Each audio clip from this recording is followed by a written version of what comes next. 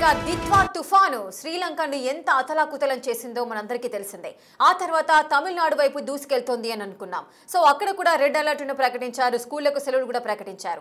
కానీ ఇప్పుడు ఆంధ్రప్రదేశ్ ను తాకబోతోంది దిత్వా తుఫాను. ఈ నేపథ్యంలోనే ఏపీ గవర్నమెంట్ కూడా అలర్ట్ అయింది.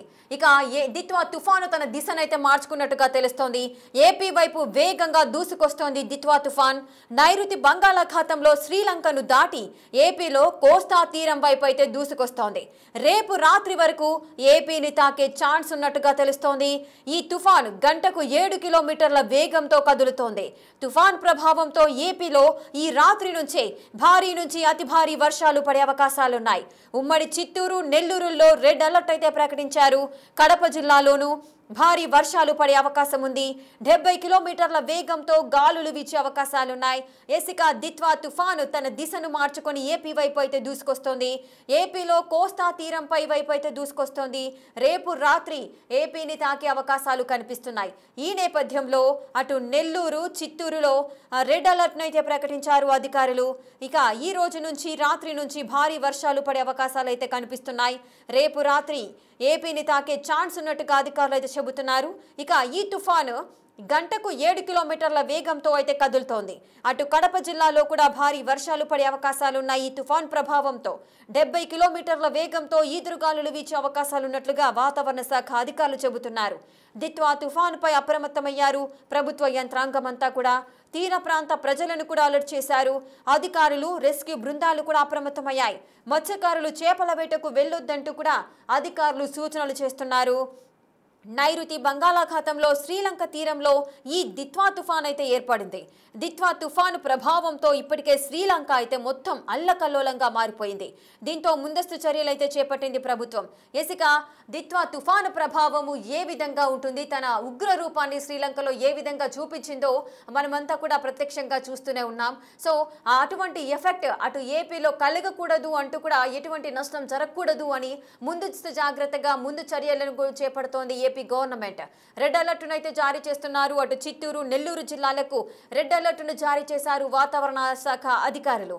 ఈ రోజు రాత్రి నుంచి కూడా ఏపీలో భారీ వర్షాలు కురిసే అవకాశాలున్నాయని చెబుతున్నారు. అటు రేపు రాత్రి ఏపీని తాకే అవకాశాలున్నాయి. రేపు రాత్రి వరకు కూడా ఏపీని తాకే ఛాన్స్ ఉంది. ఇక ఈ దిత్వా తుఫాను 7 కిలోమీటర్ల వేగంతో కూడా కదులుతోంది. ఏపీలో కోస్తా తీరం వైపు అయితే ఈ తుఫాన్ అయితే దూసుకొస్తుంది. అటు ఉమ్మడి చిత్తూరు, నెల్లూరు జిల్లాల్లో రెడ్ అలర్ట్ను ప్రకటించారు. కడప జిల్లాలో కూడా భారీ వర్షాలు పడే అవకాశాలున్నాయి.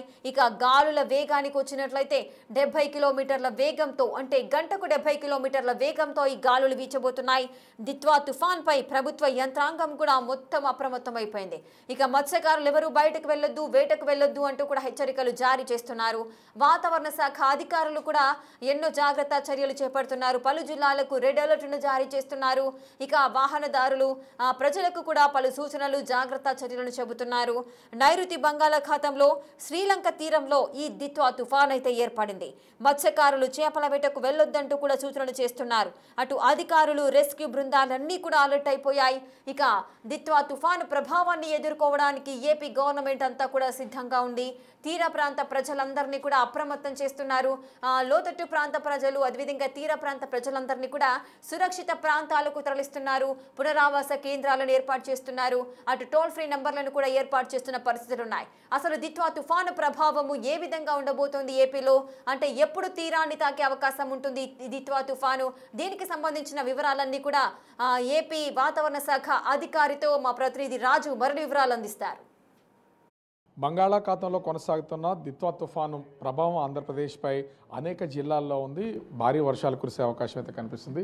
మనం ఒకసారి చూస్తే ఉత్తర దక్షిణ కోస్తాలకు సంబంధించి, రాయలసీమ జిల్లాలకు సంబంధించి కూడా భారీ వర్షాల నుంచి అతి భారీ వర్షాలు కురిసే అవకాశం ఉందనేది ఇక్కడ స్పష్టంగా కనిపిస్తుంది. మనకి ఈ మ్యాప్లో కనుక ఒకసారి చూస్తే పొట్టి శ్రీరాములు, నెల్లూరు, తిరుపతి, చిత్తూరు ఈ 3 జిల్లాలకు సంబంధించి అతి భారీ వర్షాలు కురిసే అవకాశం ఉందనేది వాతావరణ శాఖ అధికారుల ద్వారా తెలుస్తుంది. అదేవిధంగా ప్రకాశం, వైఎస్ఆర్ కడప, అన్నమయ్య జిల్లాల్లో భారీ వర్షాలు కురుస్తాయనేది ఒక అంచనా అయితే ఉన్నటువంటి పరిస్థితి అయితే కనిపిస్తుంది. దాంతోపాటు రాయలసీమ జిల్లాలకు సంబంధించి సత్యసాయి, అనంతపురం, కర్నూలు, నంద్యాల జిల్లాలు, అదేవిధంగా ఉత్తర కోస్తా జిల్లాలు అయినటువంటి బాపట్ల, గుంటూరు, పల్నాడు ఈ జిల్లాలకు సంబంధించి భారీ వర్షాలు కురిసే అవకాశం ఉంది. ముఖ్యంగా రెడ్ అలర్ట్ చూపించినటువంటి పొట్టి శ్రీరాములు, నెల్లూరు, తిరుపతి, చిత్తూరు జిల్లాల్లో ఫ్లాష్ ఫ్లడ్స్ కూడా వచ్చే అవకాశం ఉన్నట్లుగా వాతావరణ శాఖ అధికారులు అయితే తెలియజేస్తున్నారు. ప్రస్తుతం మనతో విశాఖ వాతావరణ కేంద్రం అధికారి జగన్నాథ్ కుమార్ ఉన్నారు. ఏం సార్ అసలు అంటే ముఖ్యంగా ఈ స్థాయిలో వర్షాలు ఇప్పుడు దీని తీవ్రత కానీ లేదా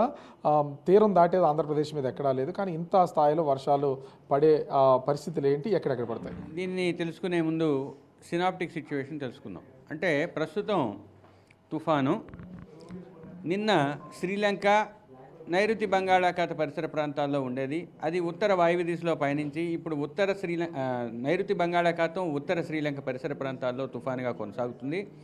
ఇది చెన్నైకి 380 కిలోమీటర్ల దూరంలో దక్షిణ దిశలో కొనసాగుతుంది. పుదుచ్చేరికి 280 కిలోమీటర్ల దక్షిణ ఆగ్నేయ దిశలో కొనసాగుతుంది.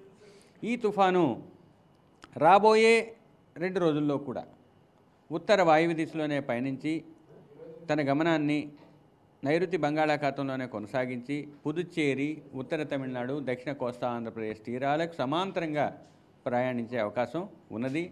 ఇది తీరానికి ఈరోజు అర్ధరాత్రికి 60 కిలోమీటర్ల దూరం, తమిళనాడు తీరానికి 60 కిలోమీటర్ల దూరంలోను, రేపు ఉదయానికి 50 కిలోమీటర్ల దూరంలోను, తుఫాను యొక్క కేంద్రం రేపు సాయంత్రానికి వచ్చేసరికి 25 కిలోమీటర్ల దూరంలోనూ కొనసాగే అవకాశం. అంటే ఏంటంటే ఈ తుఫాను కోస్తా తీరానికి సమాంతరంగానే ప్రయాణిస్తుంది. అంటే ఈ తుఫాన్ తీరం దాటే సమయంలో ఈ దక్షిణ కోస్తా తీరం మీద ఎట్లాంటి ప్రభావం చూపించే అవకాశం ఉంది? ఈదురుగాలు ఏ మోస్తరులో వీచే అవకాశం ఉంది? తుఫాను తీరానికి సమాంతరంగా ప్రయాణిస్తున్నప్పటికీ దాని యొక్క క్లౌడ్ బ్యాండ్స్ తగిలే అవకాశం ఉంటుంది. కాబట్టి ఈ ప్రాంతాలలో ముఖ్యంగా దక్షిణ కోస్తా, ఆంధ్రప్రదేశ్, రాయలసీమ, తమిళనాడు ప్రాంతాల్లో భారీ వర్షాలు, గాలులు కొనసాగే అవకాశం ఉంది. ముఖ్యంగా కోస్తా జిల్లాల్లో, దక్షిణ కోస్తాలో ఈరోజు పలు ప్రాంతాలలో, రేపు ఎల్లుండి అత్యధిక ప్రాంతాల్లో తేలికపాటి నుంచి మోస్తరు వర్షాలు పడుతూ 4వ రోజు తర్వాత క్షేత్రీయ విస్తృతి తగ్గే అవకాశం ఉంది. ఉత్తర కోస్తాలో ఈరోజు 1-2 ప్రాంతాల్లో, రేపు పలు ప్రాంతాల్లో, ఎల్లుండి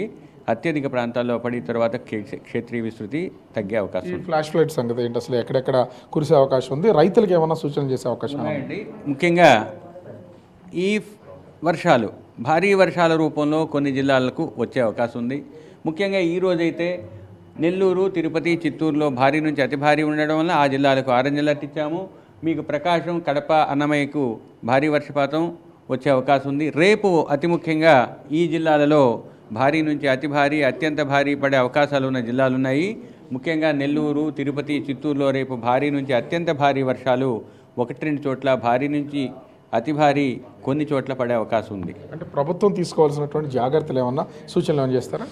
ఒకటి, గాలుల యొక్క ప్రభావం ఎక్కువగా ఉండే అవకాశం, వర్షం యొక్క ప్రభావం కూడా ఎక్కువగా ఉన్న జిల్లాలు దక్షిణ కోస్తా, రాయలసీమలో ఎక్కువగాను, కొన్ని వీటికి ఆనుకుని ఉన్న ఉత్తర కోస్తా జిల్లాల్లోనూ ఉంటుంది. ముఖ్యంగా దక్షిణ కోస్తా జిల్లాలైన నెల్లూరు, తిరుపతి, చిత్తూరు, వాటికి ఆనుకుని ఉన్న అన్నమయ్య, కడప జిల్లాల్లో 1-2 చోట్ల ఆకస్మిక వరదలు కూడా సంభవించే అవకాశం ఉన్నందువల్ల వీటికి తగ్గట్టుగా చర్యలకు ఉపక్రమించాల్సిందిగా అధికారులకు తెలియజేయడం జరిగింది. ఈ వాటర్ లెవెల్ ఏమన్నా సిగ్నల్స్ ఇవ్వడం జరిగింది?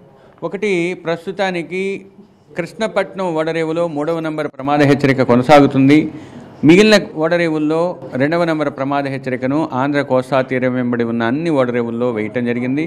ఇక రాబోయే కొన్ని గంటల్లో దక్షిణ కోస్తా తీరం వెంబడి ఉన్న కొన్ని ఓడరేవుల్లో ఈ హెచ్చరికలు మారే అవకాశం కనిపిస్తుంది.